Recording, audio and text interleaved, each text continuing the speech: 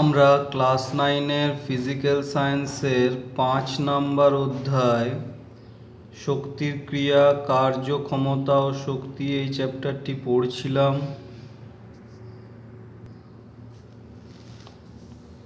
তো আজকে আমরা চলে যাব 136 নাম্বার পাতায়। সেখানে আমরা পড়ব যান্ত্রিক শক্তির নিত্যতা সূত্র। যান্ত্রিক শক্তির নিত্যতা সূত্র আমরা এর আগে পড়েছি যে যান্ত্রিক শক্তিকে দুটি ভাগে ভাগ করা যায়, একটা হচ্ছে স্থিতি শক্তি আর একটা হচ্ছে গতি শক্তি। ঠিক আছে, যান্ত্রিক শক্তিকে দুটি ভাগে ভাগ করা যায়, একটা হচ্ছে স্থিতি শক্তি আর একটা হচ্ছে গতি শক্তি। তো কোনো বস্তুর স্থিতি শক্তি ও গতি শক্তির যোগফলকে তার মোট যান্ত্রিক শক্তি বলে। তাহলে কোনো বস্তুর স্থিতি শক্তি ও গতি শক্তির যোগফলকে তার মোট যান্ত্রিক শক্তি বলে। এবার যান্ত্রিক শক্তির নিত্যতা সূত্রটা কি দেখো, বলছে ঘর্ষণ বা অন্য কোনো অপচয়ী বলের ক্রিয়ায় যদি কোনো শক্তির অপচয় না ঘটে তবে কোনো বস্তুর স্থিতিশক্তি ও গতিশক্তির যোগফল সর্বদা ধ্রুবক থাকে, অর্থাৎ বস্তুটির মোট যান্ত্রিক শক্তি ধ্রুবক থাকে। একেই যান্ত্রিক শক্তির নিত্যতা সূত্র বলে। তাহলে আবার বলছি, দেখো এই যান্ত্রিক শক্তির নিত্যতা সূত্র বা যান্ত্রিক শক্তি সংরক্ষণ সূত্র এটা কিন্তু খুব ইম্পর্ট্যান্ট। ঠিক আছে, এই সূত্রটা তোমরা খুব ভালো করে পড়বে যে ঘর্ষণ বা অন্য কোনো অপচয়ী বলের ক্রিয়ায় যদি কোনো শক্তির অপচয় না ঘটে তবে কোনো বস্তুর স্থিতিশক্তি ও গতিশক্তির যোগফল সর্বদা ধ্রুবক থাকে, অর্থাৎ বস্তুটির মোট যান্ত্রিক শক্তি ধ্রুবক থাকে। একে যান্ত্রিক শক্তির নিত্যতা সূত্র বলে। তো দেখো এই বিষয়টা আমরা একটা উদাহরণ দিয়ে দেখব। উদাহরণটি হলো এরকম যে অভিকর্ষের প্রভাবে অবাধে পতনশীল বস্তুর মোট যান্ত্রিক শক্তি ধ্রুবক থাকে, এটা প্রমাণ করতে হবে।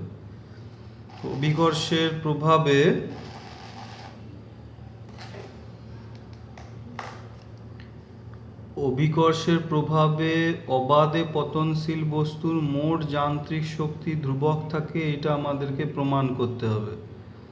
এই প্রমাণটা পরীক্ষাতে আসে, এলে পরে 3 নাম্বার থাকে প্রমাণটিতে।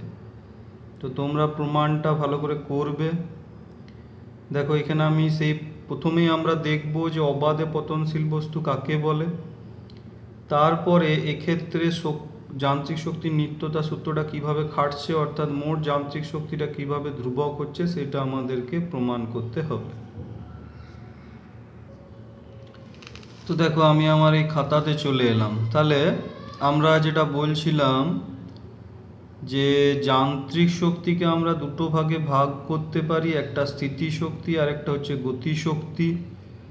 তো বস্তুর স্থিতি শক্তি আর বস্তুর গতি শক্তির যে যোগফলটা তাকে ওই বস্তুটির মোট যান্ত্রিক শক্তি বলে। কোনো বস্তুর স্থিতিশক্তি আর ওই বস্তুর গতিশক্তির যোগফলকে ওই বস্তুটির মোট যান্ত্রিক শক্তি বলে।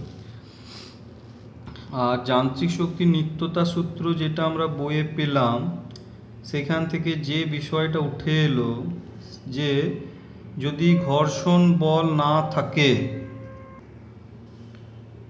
তাহলে যান্ত্রিক শক্তির নিত্যতা সূত্র যেটা আমরা বইতে দেখলাম সেখান থেকে যে বিষয়টা উঠে এলো সেটা হচ্ছে যদি ঘর্ষণ বলটা অনুপস্থিত থাকে বা ঘর্ষণ বলটা যদি নগণ্য হয়, ঠিক আছে, সেক্ষেত্রে একটা বস্তুর স্থিতিশক্তি আর ওই বস্তুর গতিশক্তির যোগফলটা ধ্রুবক হবে, অর্থাৎ ওই বস্তুটির মোট যান্ত্রিক শক্তি ধ্রুবক থাকবে। এইটাই হচ্ছে যান্ত্রিক শক্তির নিত্যতা সূত্র বা যান্ত্রিক শক্তির সংরক্ষণ সূত্রও বলে। তো এখন আমরা একটা প্রশ্ন দেখব যে প্রমাণ করে, এটা কিন্তু ভেরি ভেরি ইম্পর্টেন্ট। যান্ত্রিক শক্তির নিত্যতা সূত্র এটাও পরীক্ষায় লিখতে দেয়, এটাও ভেরি ভেরি ইম্পর্টেন্ট। আর এই যে প্রমাণটা এখন আমরা করব সেটাও কিন্তু ভিভিআই। যে প্রমাণ করো অভিকর্ষের প্রভাবে অবাধে পতনশীল বস্তুর মোট যান্ত্রিক শক্তি ধ্রুবক থাকে। প্রমাণ করো অভিকর্ষের প্রভাবে অবাধে পতনশীল বস্তুর মোট যান্ত্রিক শক্তি ধ্রুবক থাকে। তো প্রথমেই আমাদেরকে জানতে হবে যে অভিকর্ষের প্রভাবে অবাধে পতনশীল বস্তু কাকে বলে। দেখো, আমি যদি একটা পাথরকে উপর থেকে নিচে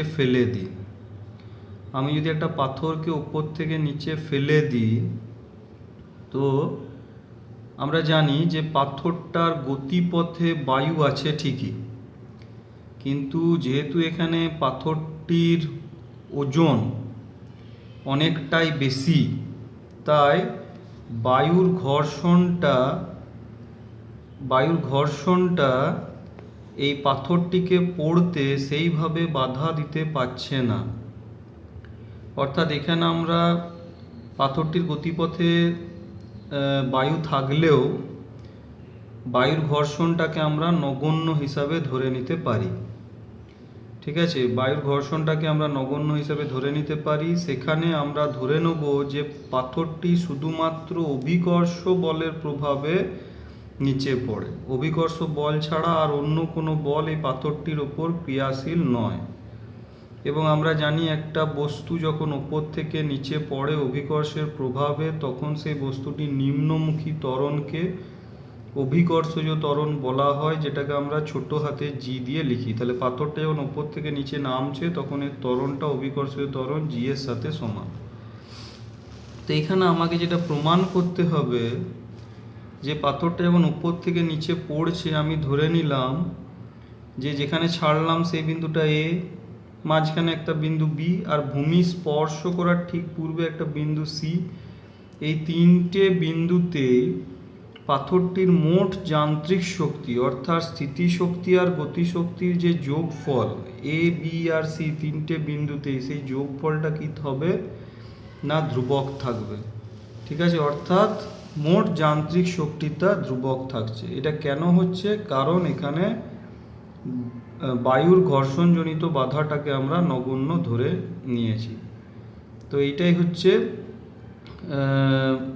যান্ত্রিক শক্তির নিত্যতা সূত্র। তো সেইটাই আমাদেরকে এক্ষেত্রে এবারে প্রমাণ করতে হবে। তাহলে দেখো, যেটা বললাম যে অভিকর্ষের প্রভাবে অবাধে পতনশীল বস্তু, এই অবাধে পতনশীল বস্তু মানে হচ্ছে একটা পাথরকে যদি ওপর থেকে নিচে ফেলে দিই, যেহেতু পাথরটার ওজন অনেকটাই বেশি, তাই পাথরটার গতিপথকে বায়ু সেভাবে বাধা দিতে পারবে না। তাই এখানে বায়ুর ঘর্ষণটাকে আমরা নগণ্য হিসাবে ধরে নেব।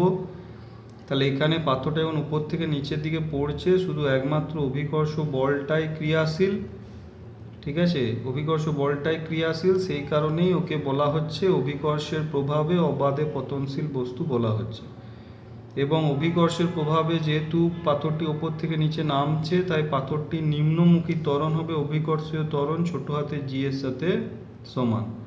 এবং এক্ষেত্রে আমরা দেখাতে পারবো যে পাথরটির গতিপথে ওপর থেকে নিচ অবধি যে নেমে যাচ্ছে, তার গতিপথে আমরা যদি তিনটে বিন্দু নিয়ে নিই এ বি সি, সেই তিনটে বিন্দুতেই পাথরটির স্থিতিশক্তি এবং পাথরটির গতিশক্তির যোগফল অর্থাৎ মোট যান্ত্রিক শক্তিটাই তিনটে বিন্দুতে ধ্রুবক থাকবে। তিনটে বিন্দু কেন, আমরা যতগুলোই বিন্দু নিতাম না কেন সব বিন্দুতেই ধ্রুবক থাকতো। অর্থাৎ এখানে যান্ত্রিক শক্তির নিত্যতা সূত্রটা কি হচ্ছে না প্রযোজ্য হচ্ছে। ঠিক আছে, তো সেইটাই এখন আমরা প্রমাণ করব। আমরা ওর গতিপথে তিনটে বিন্দু ধরে নেব।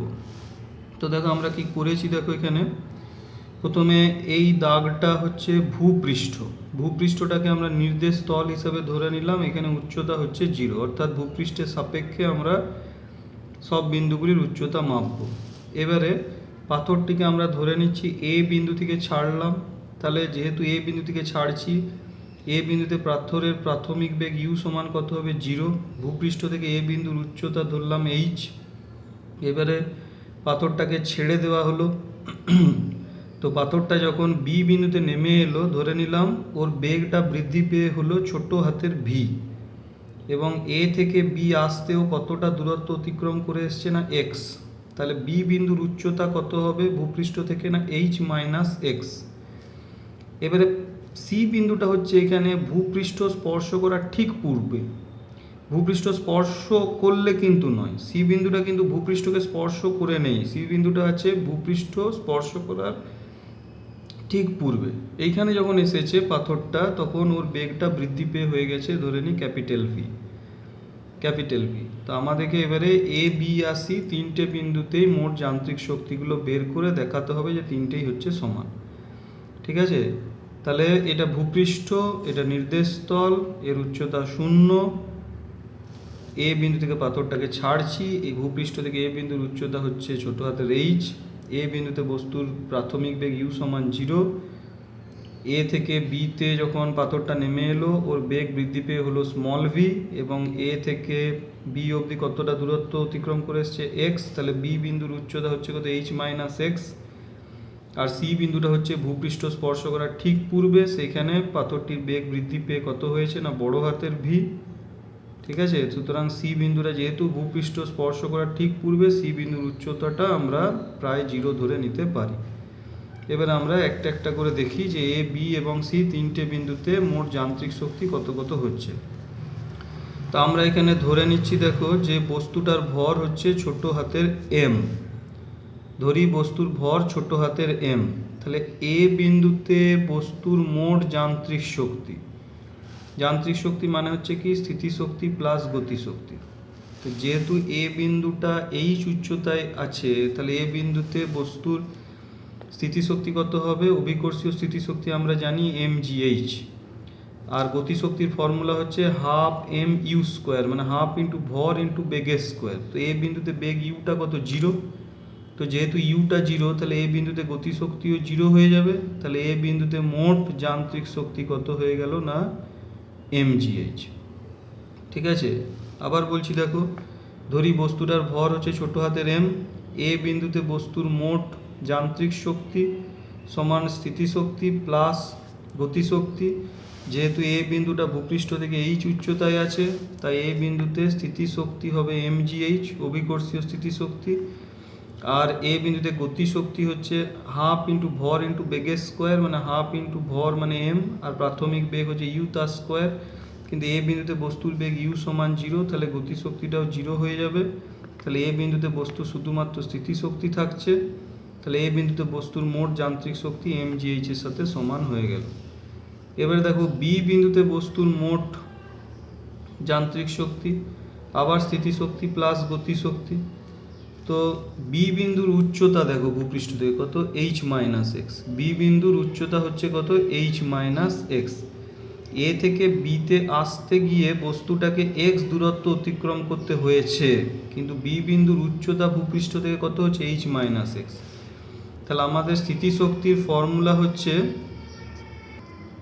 তো আমাদের স্থিতিশক্তির ফর্মুলা হচ্ছে দেখো এম জি ইন্টু এইচ মানে কি উচ্চতা, তাহলে এম জিটা রইল, আর বি বিন্দুর উচ্চতা ভূপৃষ্ঠ থেকে কত এইচ মাইনাস এক্স, তাহলে আমরা উচ্চতার জায়গাতে কত বস করে দিলাম এইচ মাইনাস এক্স, এখানে যেমন এইচ আছে এখানে কত এইচ মাইনাস এক্স, প্লাস গতিশক্তি হচ্ছে হাফ ইন্টু ভর মানে এম ইন্টু বেগের স্কোয়ার, বি বিন্দুতে বেগটা কত ছোট হাতের ভি তার স্কোয়ার। ঠিক আছে, এবারে এম জিটা এখানে ব্র্যাকেটের বাইরে আছে, তাহলে M G H minus M G X গুণ করে দিলাম দুটোকে।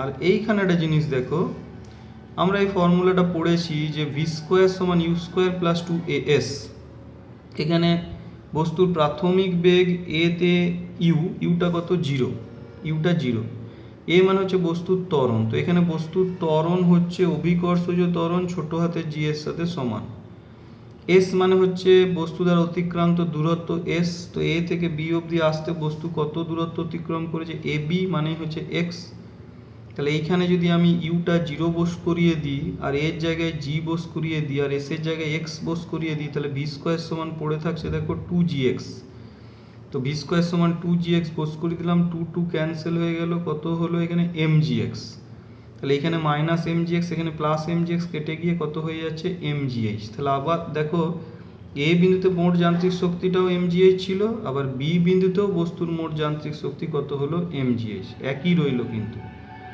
ঠিক আছে, আবার রিপিট করছি দেখো বি, তাহলে দেখো আমি আরেকবার রিপিট করে দিচ্ছি যে বি বিন্দুতে বস্তুর মোট যান্ত্রিক শক্তি যান্ত্রিক শক্তি মানে হচ্ছে স্থিতিশক্তি প্লাস গতিশক্তি।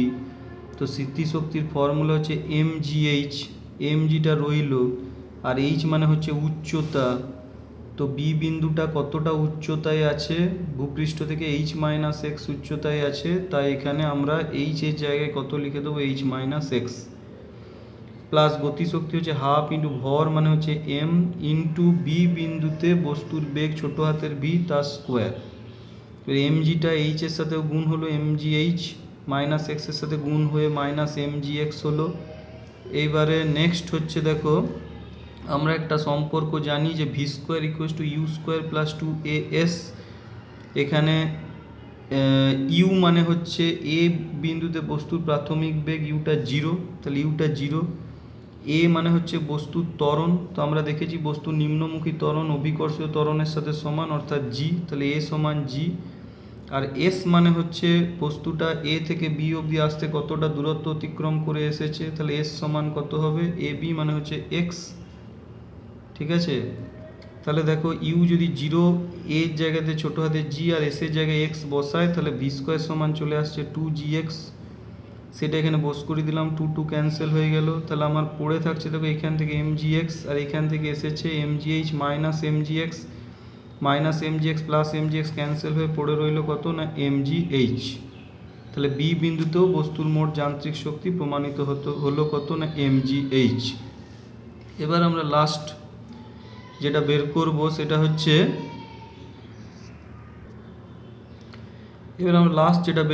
দেখো সি বিন্দুতে বস্তুর মোট যান্ত্রিক শক্তি। তো সি বিন্দুটা হচ্ছে ভূপৃষ্ঠ স্পর্শ করার ঠিক পূর্বে, সুতরাং সি বিন্দুর উচ্চতাটা আমরা প্রায় 0 ধরে নিতে পারি। ঠিক আছে, তো মোট যান্ত্রিক শক্তি মানে স্থিতিশক্তি প্লাস গতিশক্তি। তো স্থিতিশক্তির ফর্মুলা কি mg ইন্টু উচ্চতা h। তো সি বিন্দুটা প্রায় ভূপৃষ্ঠ স্পর্শ করার ঠিক পূর্বে, তাহলে ওর উচ্চতা কত, 0। তাহলে সি বিন্দুতে উচ্চতা যদি 0 হয়, তাহলে স্থিতিশক্তিটা হয়ে গেল কত, 0। তাহলে সি বিন্দুতে শুধুমাত্র গতিশক্তি থাকবে বস্তুটির। গতিশক্তির ফর্মুলা কত, হাফ ইন্টু ভর এম ইন্টু সি বিন্দুতে বেগ কত, বড় হাতের ভি তার স্কোয়ার। ঠিক আছে, তাহলে আমরা যেটা পেলাম দেখো, যে সি বিন্দুতে বস্তুটির মোট যান্ত্রিক শক্তি সমান স্থিতিশক্তি প্লাস গতিশক্তি। সি বিন্দুটা যেহেতু ভূপৃষ্ঠ স্পর্শ করার ঠিক পূর্বে, তাই সি বিন্দুর উচ্চতা আমরা ধরবো কত, 0। তাহলে সি বিন্দুতে স্থিতিশক্তি হচ্ছে mg ইন্টু উচ্চতা h, সেটা কত, 0। তাহলে সি বিন্দুতে স্থিতিশক্তি হয়ে গেল কত, 0। তাহলে সি বিন্দুতে বস্তুটি শুধুমাত্র গতিশক্তি থাকবে, এবং সেই গতিশক্তিটা কত, হাফ ইন্টু ভর এম ইন্টু সি বিন্দুতে বেগ কত, বড় হাতের ভি তার স্কোয়ার। ঠিক আছে, এবার আমরা আবার এই ফর্মুলাটা v square equals to u square plus 2as, এইখান থেকে দেখো সি বিন্দুতে অন্তিম বেগ হচ্ছে বড় হাতের ভি, তাহলে বড় হাতের ভি এর স্কোয়ার সমান u square plus 2as। V square equals to u square plus 2as, এই ফর্মুলা থেকে আমরা যেটা লিখতে পাচ্ছি যে সি বিন্দুতে বস্তুটির অন্তিম বেগ বড় হাতের ভি তার স্কোয়ার সমান ইউ স্কোয়ার প্লাস 2as। ঠিক আছে, ইউ স্কোয়ার প্লাস 2as। এবারে ইউ মানে হচ্ছে এ বিন্দুতে বস্তুটির প্রাথমিক বেগ, সেটা কত, 0। বস্তুর ত্বরণ এটা অভিকর্ষীয় ত্বরণ জি এর সাথে সমান। আর এস মানে হচ্ছে এ থেকে সি অবধি আসতে বস্তুটা কতটা দূরত্ব অতিক্রম করে এসেছে। তো এই যে দেখো, এ থেকে সি অবধি আসতে বস্তুটা এইচ দূরত্ব অতিক্রম করে এসেছে, এ থেকে সি অবধি আসতে বস্তুটা এইচ দূরত্ব অতিক্রম করে এসেছে। তাহলে এস সমান হচ্ছে এসি সমান কত, এইচ। তাহলে আমার বড় হাতের ভি স্কোয়ারটা কত চলে আসছে দেখো, আমি ইউ এর জায়গাতে 0 বোস করালাম, এ এর জায়গাতে জি বোস করালাম, এস এর জায়গাতে এইচ বোস করালাম, তাহলে বড় হাতের ভি স্কোয়ার সমান চলে আসছে 2gh। সেইটা এখানে বোস করিয়ে দিলাম, 2 কেটে গেল, তাহলে পড়ে রইল কত, mgh। এবার ভালো করে দেখো তাহলে, যে দেখো এ বিন্দুতে বস্তুটির মোট যান্ত্রিক শক্তি mgh, বি বিন্দুতে বস্তুটির মোট যান্ত্রিক শক্তিও mgh, ভূপৃষ্ঠ স্পর্শ করার ঠিক পূর্বে সি বিন্দুতেও বস্তুটির মোট যান্ত্রিক শক্তিও কত, mgh। তাহলে আমরা যেটা পাচ্ছি যে এ বিন্দুতে বস্তুর মোট যান্ত্রিক শক্তি সমান বি বিন্দুতে বস্তুর মোট যান্ত্রিক শক্তি সমান সি বিন্দুতে বস্তুর মোট যান্ত্রিক শক্তি। অর্থাৎ বস্তুটির মোট যান্ত্রিক শক্তি ধ্রুবক থাকছে। সুতরাং এখানে আমরা এই যে প্রশ্নটা ছিল যে প্রমাণ করো অভিকর্ষের প্রভাবে অবাধে পতনশীল বস্তুর মোট যান্ত্রিক শক্তি ধ্রুবক থাকে, এইটা আমরা প্রমাণ করতে পারলাম। এবং এক্ষেত্রে যান্ত্রিক শক্তির নিত্যতা সূত্রটাও প্রযোজ্য হলো। ঠিক আছে, তাহলে এখানে আমরা প্রমাণ করলাম যে অবাধে পতনশীল বস্তুর ক্ষেত্রে, অভিকর্ষের প্রভাবে অবাধে পতনশীল বস্তুর ক্ষেত্রে মোট যান্ত্রিক শক্তিটা ধ্রুবক থাকে, অর্থাৎ যান্ত্রিক শক্তির নিত্যতা সূত্রটা প্রযোজ্য হলো। কারণটা কি এখানে? কারণ বায়ুর বাধাজনিত যে ঘর্ষণ বলটা সেটাকে আমরা নগণ্য ধরে নিয়েছি। ঠিক আছে,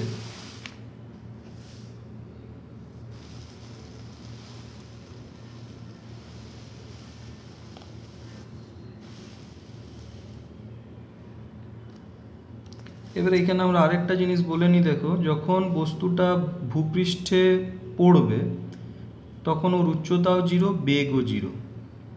সুতরাং ভূপৃষ্ঠে যখন আসবে তখন বস্তুটার কোনো স্থিতিশক্তিও থাকবে না, কোনো গতিশক্তিও থাকবে না, অর্থাৎ মোট যান্ত্রিক শক্তিটা শূন্য হয়ে যাবে। কিন্তু আমরা জানি একটা শক্তি অন্য শক্তিতে রূপান্তরিত হয়।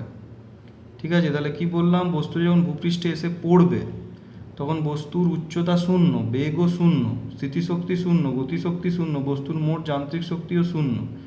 কিন্তু আমরা জানি একটা শক্তি অন্য শক্তিতে রূপান্তরিত হয়ে যায়। সুতরাং বস্তুটি যখন ভূপৃষ্ঠে এসে পড়বে তখন ওর যে যান্ত্রিক শক্তিটা সেটা কি শক্তিতে রূপান্তরিত হতে পারে না, বস্তুটা যখন এসে পড়ছে দেখো তখন একটা শব্দ উৎপন্ন হবে, তাহলে শব্দ শক্তি উৎপন্ন হবেই। বস্তুটা পড়ার পরে আমরা জানি বস্তু যখন এসে ঠোকা লাগছে ভূপৃষ্ঠের ওই জায়গাটাও গরম হতে পারে, বস্তুটাও গরম হয়ে যেতে পারে। সুতরাং তাপ শক্তিও উৎপন্ন হতে পারে।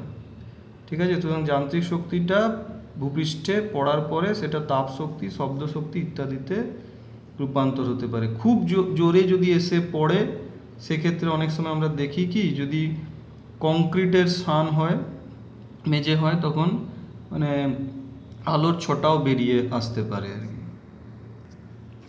তাহলে ভূমি স্পর্শ করার পর বস্তুর মোট যান্ত্রিক শক্তি শূন্য হয়ে যায়। এই যান্ত্রিক শক্তি ভূমির সঙ্গে সংঘাতে রূপান্তরিত হয় তাপ শক্তি, শব্দ শক্তি, কোনো সময় আলোক শক্তিতেও রূপান্তরিত হয়। ঠিক আছে, এবার তোমাদের বইতে 137 পাতায় চলে যাবে। সেইখানে দেখো এই যে গাণিতিক সমস্যার সমাধান কতগুলো অঙ্ক আছে।